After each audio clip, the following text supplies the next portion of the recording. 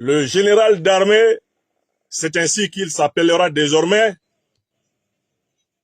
Assimi Goïta, actuel président de la transition, chef de l'État du Mali, et ses compagnons qui ont été élevés en grade, ont accompli un pas décisif sur la question la plus importante de tout le continent africain, la question de la souveraineté. Le grand Mali africain qui honore ses grands officiers. Et je voudrais ici parler du sens d'une promotion méritée qui a été annoncée à l'issue des travaux du gouvernement du Mali. Je voudrais saluer les officiers valeureux des forces armées maliennes qui ont mérité la confiance de leur peuple et la confiance des autorités suprêmes du Mali et notamment du chef suprême des forces armées du Mali, son Excellence désormais le général d'armée Assimi Goïta.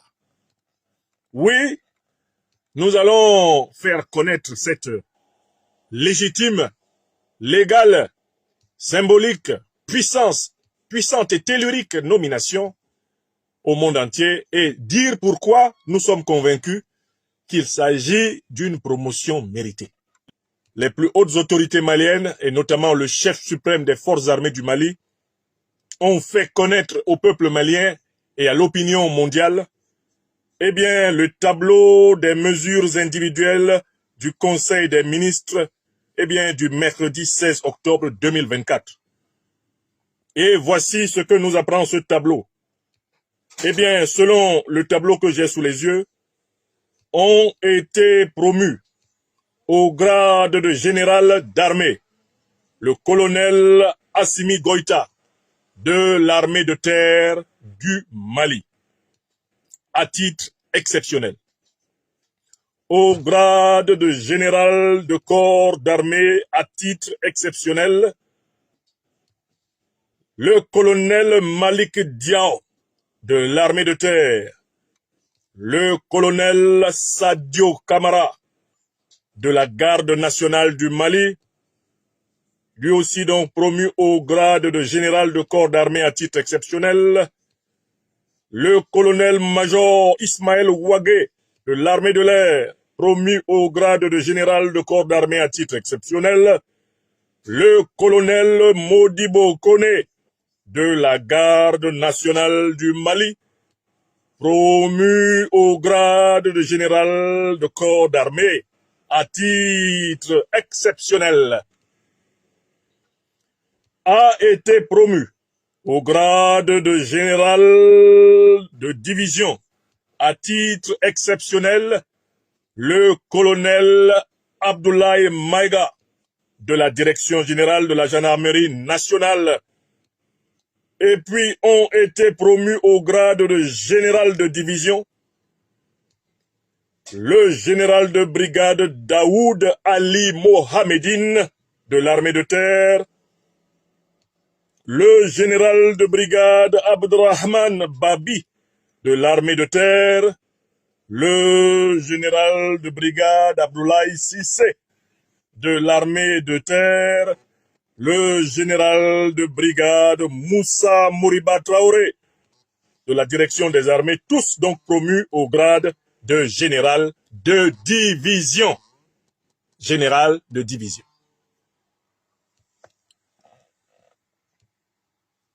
Alors, voilà l'information qui est tombée. Quelle est l'analyse que nous faisons de cette information? D'abord, je commencerai par écarter les mauvaises langues fourchues, les langues pendues, serpentines, les langues de shaitan, qui ne manqueront pas de se promener pour essayer de répandre le venin du pessimisme, le venin de la morgue, de l'esprit nauséeux, de l'esprit caverneux, de l'esprit interstitiel, et qui vont sortir pour dire, voilà, ils ont pris le pouvoir, c'est pour se donner des grades. Oui, certains vont sortir pour crier, oh, oh là, oh là, oh là, ils sont en train de tout prendre, ils sont en train de manger, c'est eux, etc. Je viens ici battre en brèche cette thèse sans fondement Et voici les 3 raisons pour lesquelles ces grades sont mérités. Ils ont accompli un pas décisif pour le Mali et pour l'Afrique, en montrant qu'il était possible à un gouvernement africain de déclencher le démantèlement des bases néocolonialistes et impérialistes occidentales du sol africain. Rien que pour cet acte pour lequel, en ce 21e siècle, ils sont les pionniers du continent africain.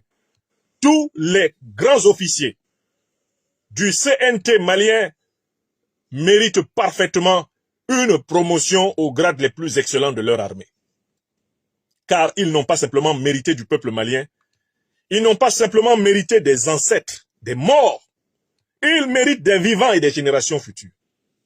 C'est grâce à leur exemple que le Burkina Faso et le Niger se sont levés. Et c'est grâce à l'exemple de ces 3 pays que vous allez et nous allons voir se lever tous les autres pays d'Afrique noire. Du plus couché au moins couché. La colonne vertébrale de l'Afrique du 21e siècle vient, c'est incontestable, du Mali. Dans la constitution de la République du Mali, il est écrit que ce pays est prêt à céder tout ou partie de sa souveraineté pour bâtir l'unité africaine. Et je ne suis pas étonné que le Tout-Puissant dans sa grâce ait voulu que ce soit le Mali, l'un des rares pays africains ayant conservé la civilisation traditionnelle africaine comme une civilisation de référence normale. Je ne suis pas étonné que ce soit le Mali qui ait ouvert le chemin du démantèlement des bases néocolonialistes, des bases impérialistes. Qui plus est, je voudrais vous rappeler que le Mali est le pays qui a sauvé le continent africain de l'installation qui était envisagée du haut commandement des forces de l'OTAN, des forces américaines sur le continent africain. Paix à son âme, sous le président Amadou Toumani Touré, général, il avait été exigé des autorités maliennes de permettre que Bamako soit la base du commandement des forces américaines en Afrique. Donc, la base de la recolonisation militaire complète de l'Afrique par la coalition occidentale de l'OTAN. Malgré les difficultés que connaissait l'armée malienne en ces années-là, on saluera toujours le général Amadou Toumani Touré pour avoir eu le courage de dire non, on n'en veut pas. Tous ceux qui, dans ce Mali, se sont tenus au cœur de leur peuple pour dire non à l'occupation militaire des forces néocolonialistes et impérialistes, tous ces grands officiers méritent la promotion. Ça, c'est la première raison, écrivez ça. Tous les aigris qui se plaignent du contraire n'ont pas été capables de le faire. Ils étaient là au Mali. Certains avaient des grades supérieurs à celui qu'avait le président Assimi Goïta. Ils n'ont rien fait. Ils étaient généraux déjà, ils n'ont rien fait même.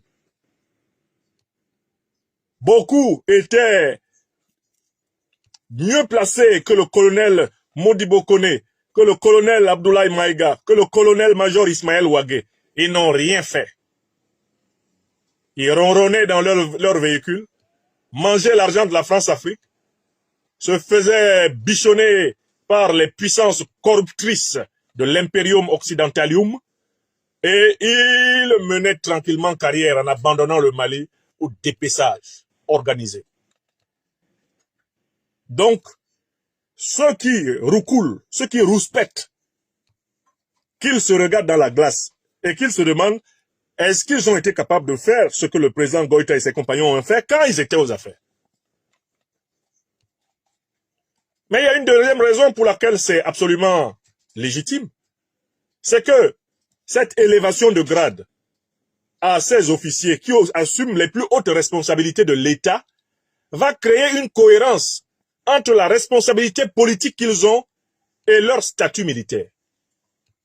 Car il ne vous échappe pas que dans un pays dirigé par des soldats, il y a une espèce d'ambiguïté lorsque le soldat qui exerce la fonction politique ne possède pas le grade qui lui permet d'exercer cette fonction politique avec la même autorité sur les militaires.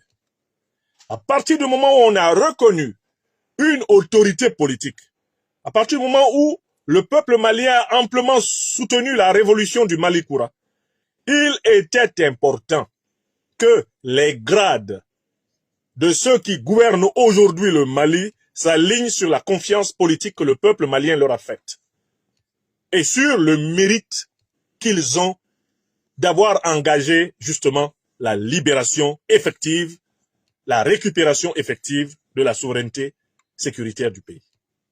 C'est la deuxième raison, la mise en cohérence des responsabilités politiques et des prérogatives militaires. C'est extrêmement important pour qu'il n'y ait pas un sentiment de cacophonie, de désordre, et dans les armées et dans l'État. Écrivez ça. Le deuxième argument, c'est l'argument de la mise en cohérence. La mise en cohérence. Mais le troisième argument, c'est un argument en rapport avec la progression des autres militaires. À partir du moment où ceux qui ont été promus aux grades les plus élevés de l'armée sont par ailleurs des autorités politiques, ils seront en meilleure condition pour élever leurs camarades méritants. Il est plus facile de donner un grade qu'on a que de donner un grade qu'on n'a pas. Il est plus facile d'élever quelqu'un à un grade qu'on possède que d'élever quelqu'un à un grade qu'on ne possède pas. Donc en fait, maintenant, on va assister à une reprise de l'ascension logique de tous les sous-officiers, de tous les soldats du rang, de tous les officiers maliens, en cohérence avec la direction qu'ils se sont donnée. Ce n'est pas le même argument que celui de la cohérence. Je dis que pour que la progression des autres officiers et sous-officiers et soldats du rang soit logique, il fallait précisément qu'il y ait un réalignement, une réorganisation hiérarchique qui puisse permettre que les fonctions politiques et les fonctions militaires soient équilibrées. Donc, en fait, c'est pour une croissance harmonieuse des forces armées maliennes que c'était nécessaire, cette nomination. C'est le troisième argument, l'argument de la croissance harmonieuse. Voilà mes trois arguments. Premier argument, le mérite pour avoir engagé la décolonisation militaire du sol malien, comme personne avant eux, depuis les combattants de la lutte pour les indépendances. Le deuxième mérite, c'est le principe de cohérence entre les fonctions militaires et les fonctions politiques. Et le troisième élément, c'est le principe d'harmonisation des progressions militaires. Mais enfin, quand même, quand on veut revenir, moi je connais un certain nombre de ces officiers, il y en a d'autres que je ne connais pas, donc du coup je ne suis pas bien placé pour dire leur mérite, mais à l'unanimité, non seulement de l'opinion malienne, mais de l'opinion internationale, les officiers qui ont été promus sont reconnus comme étant des hommes valables, des hommes capables. Les grades auxquels ils ont été promus ne sont pas trop grands pour eux.